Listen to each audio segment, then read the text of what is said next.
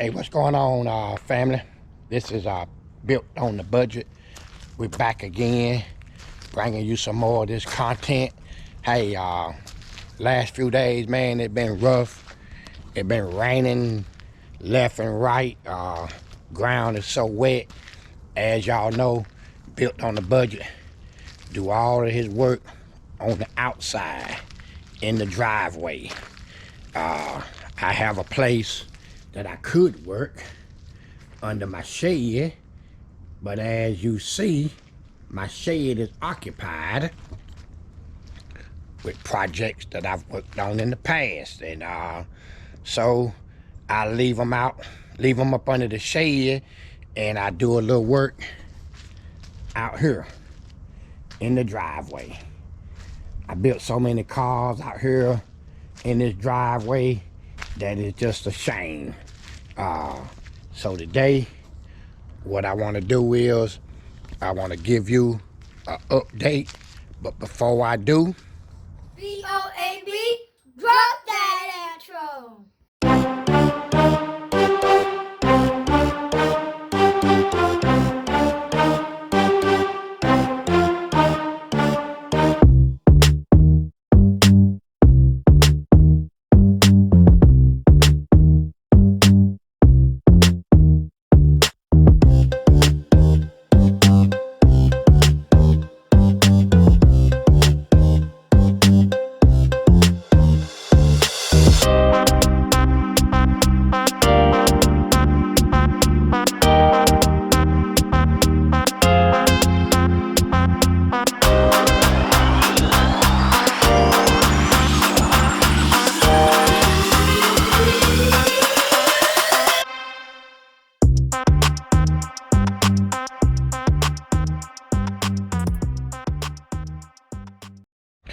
and now I'm back.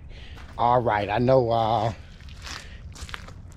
the last video I done, I believe it was the arrival, and it was showing the 4L60E transmission coming to the house. Well, I mean, you know, you don't bring them to the house to leave them on the back of the truck. You bring them to the house to install them. And that's what I have done. See if I can't get this camera up under here, kind of show you what's going on. Hold up.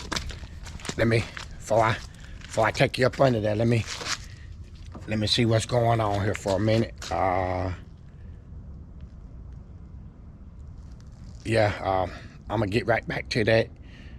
I'm trying to get this thing set up where I can kind of see it and I can see what you seeing.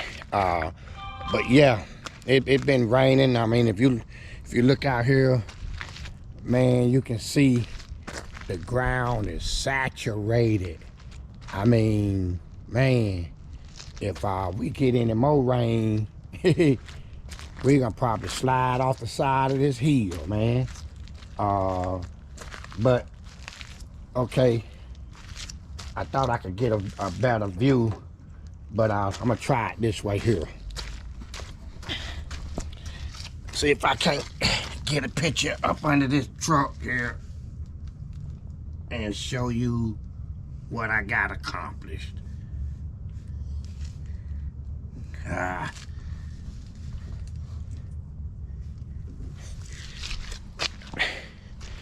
ain't gonna work.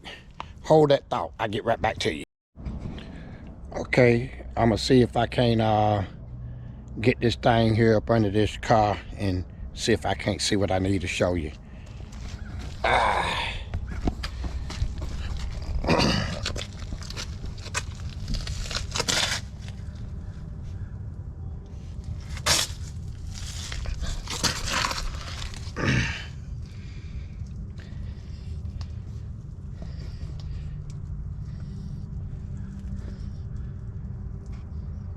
There she go. There she go. She got that 4L60E up under there. And she's in. And look back here. And I got a dry shaft. So she's in there. So all I got to do now is, let me get back in this picture here, is put my dipstick in, hook my torque converter bolts up, and fill it up with fluid, and hook up my linkage, and this baby should be ready to move on his own power. So as you see, it's been sort of a lengthy process to get this thing going, but I'm working on it. As the weather permits, I'm steady moving forward. And like always, I mean, I always like to show y'all guys this cold start here. Let me leave it. I'm gonna leave the camera out here so you can get a better sound of the cold start.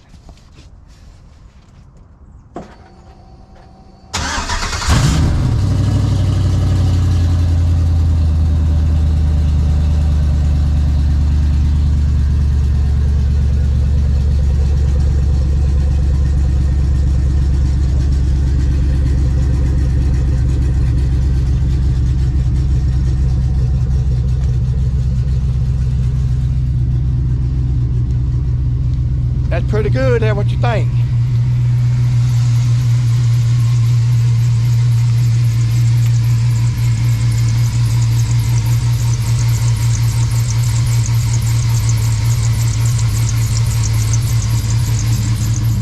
Got a little whining on my alternator, but I'm gonna change that out because I don't like to hear that little whining.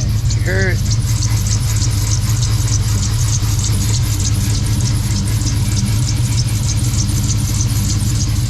But for the most part, it's moving along real good. And I got something else that I got finished that I'm gonna show you a little later on. Let me switch this thing off here.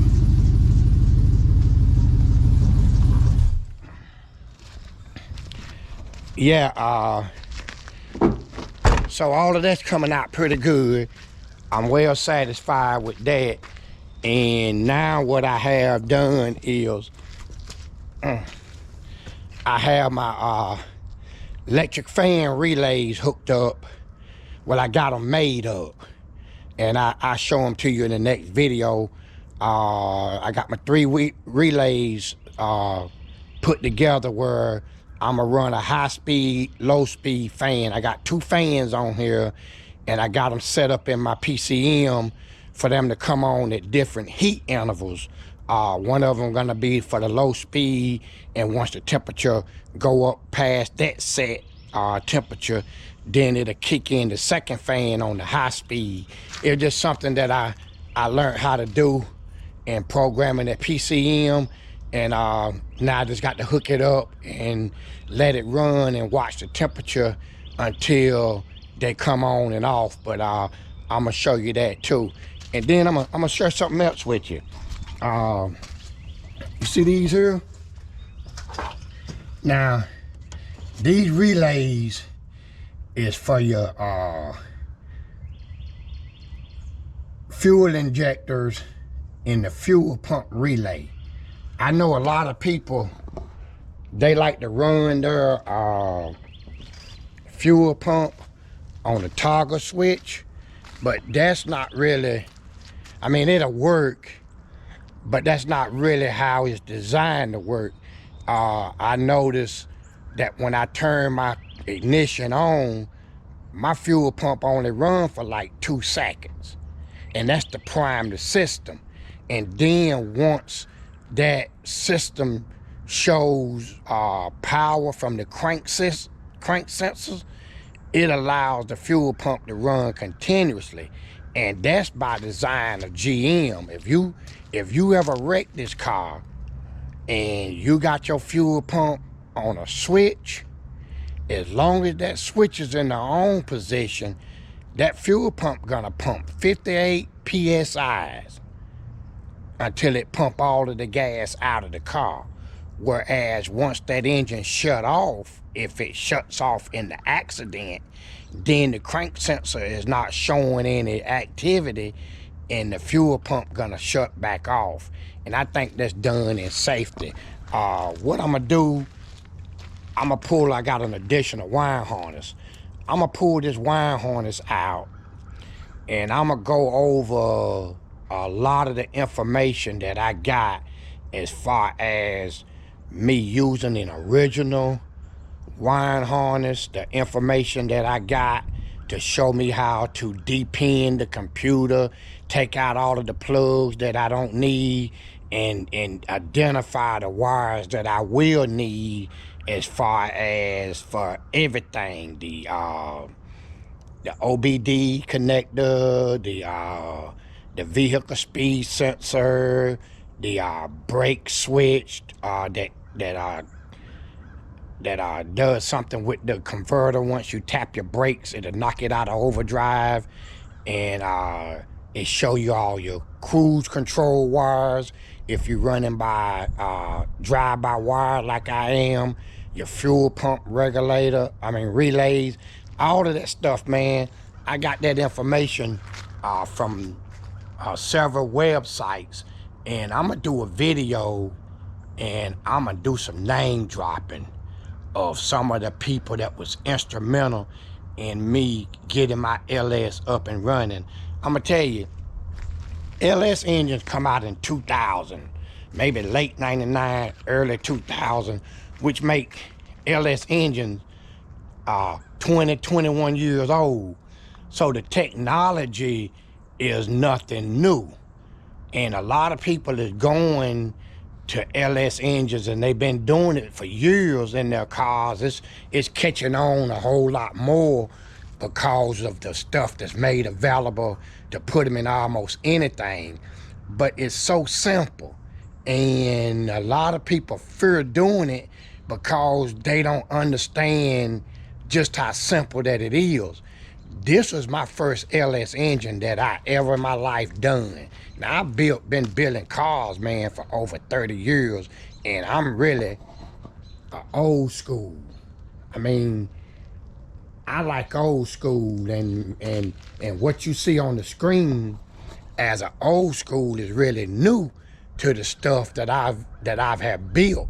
I mean, I built 40s, 41s, and stuff like that from the ground up, and LS engines was out then. I just didn't understand it, and they was real expensive.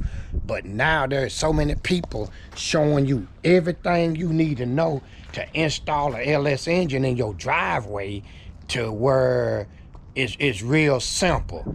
And what I want to do is I'm gonna do a video pretty soon on the simplicity of installing a LS engine, and the cost that can be saved. You know, you got people sending wire harnesses off, man, and they paying big money to have a wire harness converted, a standalone wire harness as they call it, when the cheapest wire harness you can have is the one that you pull out when you pull the motor. And you can make it a standalone with just 4 wires. And there's information out there to show you, man. It's a guy out there that's starting them in the junkyard with a junk box and 4 wires. So I'm gonna do a video on that. Like I said, this is my first LS, and I did a drive-by-wire, and it has been real simple. It was a lot of work, but the information was real simple. I mean, I redid my wire harness on my living room floor in the house in about 3 hours. And it was the first one that I ever done. You know, so, but I'm gonna try to get down today and get my torque converter bolts put in, get my dipstick put in, and get me some fluid up in this thing. And what I wanna do is I wanna show you these back wheels spinning under the power of that 4L60E transmission. So hey people, I know, man, I hadn't dropped a video in a few days, but hey man, it been wet, it been cold, and I'm not gonna get sick to drop a video, but I am gonna get something put down today, and hopefully I can get this thing moving on its own power. So you know, you see it. I think it's a nice looking install. I still got other stuff I'ma do, you know. Still got a few more wires to clean up, but for the most part, man, I like doing this, man. I'm gonna do it one more time just for good measure. This is my first LS, and you watch this. I'm leaning in from the passenger side, prime the pump and hit it. And there you have it. And she runs so she revs so clean. See if you can hear it. Watch this here.